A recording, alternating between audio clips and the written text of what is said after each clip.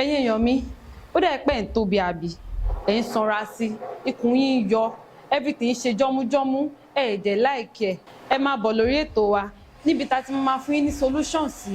àwọn nǹkan wọ̀nyí láì pa yín lára ẹ máa bá wa ká lọ.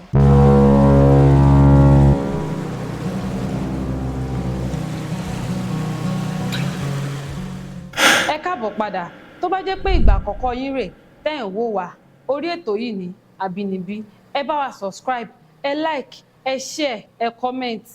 àwa níwèé àṣírí tá a máa fi mú àwọn ọ̀kan àbí méjì táwọn baba ńlá baba wa lò láyé àtijọ́ kó tó di pé àwọn oògùn òyìnbó jáde inú ìwé yẹn láti máa mú ọ̀kan àbí méjì bí irú àwọn nǹkan tẹ́ ẹ̀ ń rí lójoojúmọ́ tó dẹ̀ ń ṣara láǹfààní tẹ́yìn ò dẹ̀ kọ́ bí ara sí i ẹ̀yin tẹ́ fẹ́ lose weight ǹjẹ́ ẹ mọ̀ pé ẹ lè fi tòmátò lose weight ṣá ó yà yín lẹ́nu ẹ má yẹ kó surprise yín tòmátò ó ṣiṣẹ́ fún oríṣiríṣi nǹkan inú ẹ̀dẹ̀ ni weight loss wà òun la máa sọ nínú fídíò eléyìí ọ̀nà alákọ̀ọ́kọ́ tẹ́ lè lo tòmátò láti fi lose weight ni a máa mú tàtàṣé táwọn eléyìnbó mọ̀ sí bell peppers a máa dìyẹn mọ́ cucumber a máa dẹ̀ mọ́ onions garlic àtọsàn wẹ́wẹ́ gbogbo eléyìí lẹ máa ṣàn ẹ dẹ̀ máa slice ẹ̀ ẹ máa kó sínú abọ́ ẹ dẹ̀ máa jẹ ní ojoojúmọ́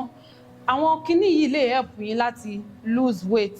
láìsí ìnira kankan ọ̀nà ẹlẹ́ẹ̀kejì tá a lè lò láti fi lose weight ni mo fẹ́ ṣàlàyé fún yín bíi tomato garlic àlùbọ́sà vegetable ìyẹn ẹ̀fọ́ tẹ̀tẹ̀ ẹ máa blend gbogbo ẹ̀ papọ̀ tó máa fi kúnná tó máa dàbí smoothie tẹ́ máa lè gbé mu tẹ́ bá ti blend ẹ̀ tán ẹ dà sínú cup kẹ́ mú ẹ ṣáà make sure pé ẹ mú lóòrèkóòrè ó lè jẹ́ ẹ̀kan lójúmọ́ ẹ ṣáà ti mú ẹ try ẹ̀ bí ọ̀sẹ̀ méjì kẹ́ wá sí comment section kẹ́ drop message yín síbẹ̀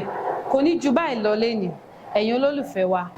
a ti wá sópin fídíò yìí náà nìyẹn ẹ má gbàgbé láti like kẹ́ comment kẹ́ share kẹ́ dẹ̀ follow wa pẹ̀lú ẹ ṣé púpọ̀.